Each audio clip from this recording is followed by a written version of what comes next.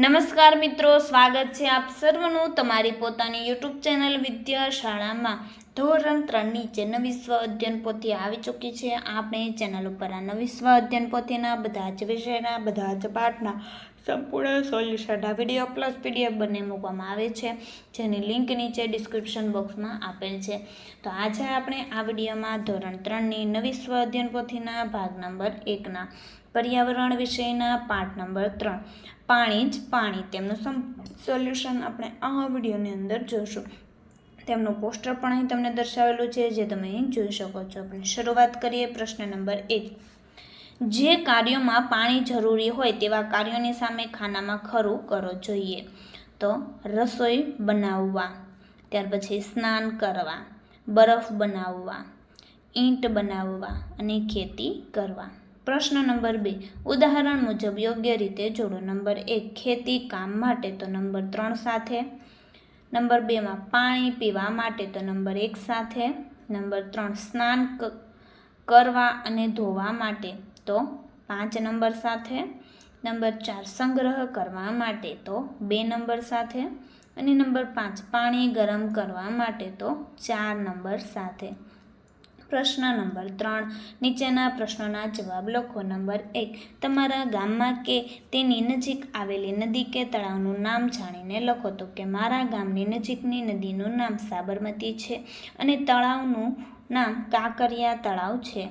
Number 2 તમારા ઘરે પીવાનું પાણી ક્યાંથી આવે છે? તો મારા ઘરે પીવાનું પાણી અમારા ગામની ગ્રામ પંચાયત દ્વારા બનાવેલ પાણીની ટાંકી મારફતે આવે છે. એ ટાંકીના પાણીનું જોડાણ નળ દ્વારા ગામના દરેક ઘરમાં આપવામાં આવ્યું છે. આવી રીતે અમારા ઘર સુધી પીવાનું પાણી પહોંચે છે. નંબર 3 તમારા ઘરમાં વિવિધ કાર્યો માટે પાણીનો સંગ્રહ શામાં કરો છો? તો અમારા ઘરમાં વિવિધ કાર્યો માટે પાણીનો સંગ્રહ ઘરમાં બનાવેલી ભૂગર્ભ ટાંકીમાં તેમજ ઘરની છત પર બનાવેલી ટાંકીમાં કરવામાં આવે છે.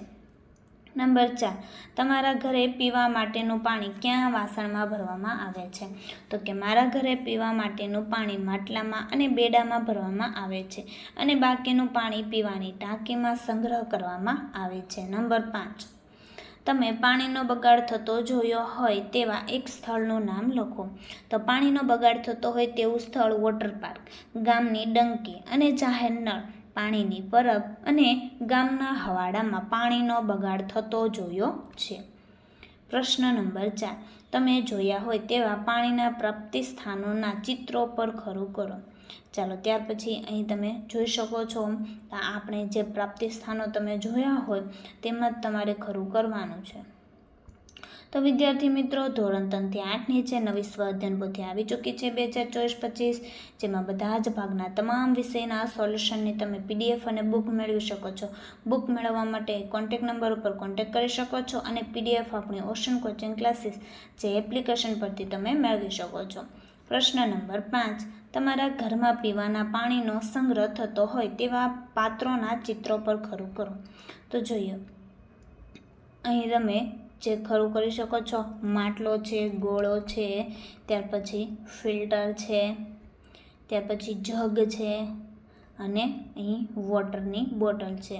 તો આમાં આપણે પાણી સંગ્રહ કરી શકીએ છીએ. પ્રશ્ન નંબર 6 નીચેના પાત્રોની પાણી સમાવવાની ક્ષમતાને આધારે વધુથી ઓછાના ઉતરતા ક્રમમાં ગોઠવી તેની આગળ આપેલી જગ્યામાં ક્રમ લખો. તો જોઈએ, પહેલું નંબર 1માં આવશે ચમચી, ત્યાર પછી નંબર 2માં કપ, નંબર 3 પ્યાલો, નંબર 4 લોટો, નંબર 5 વોટર બેગ, નંબર 6 જગ, નંબર 7 ડોલ, નંબર 8 માટલું અને નંબર 9 ટાંકી.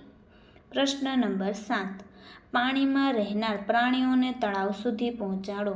તો અહીં પાણી જે પ્રાણીઓ છે તેને આ તળાવ સુધી તમારે પહોંચાડવાના છે આ રીતના. પ્રશ્ન નંબર 8 નીચેના ચિત્રના આધારે 4-5 વાક્યોમાં તમારા વિચારો લખો. જોઈએ, ચિત્ર નંબર 1.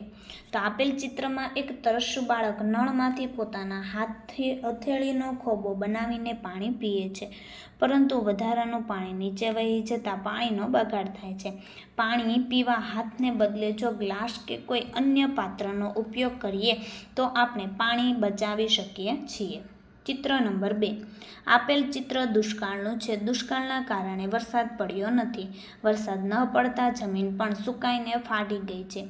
એક બાળક પાણીની શોધમાં વાસણ લઈને ભટકે છે. દૂર દૂર સુધી કોઈ વૃક્ષો કે પશુ પક્ષી પણ દેખાતા નથી.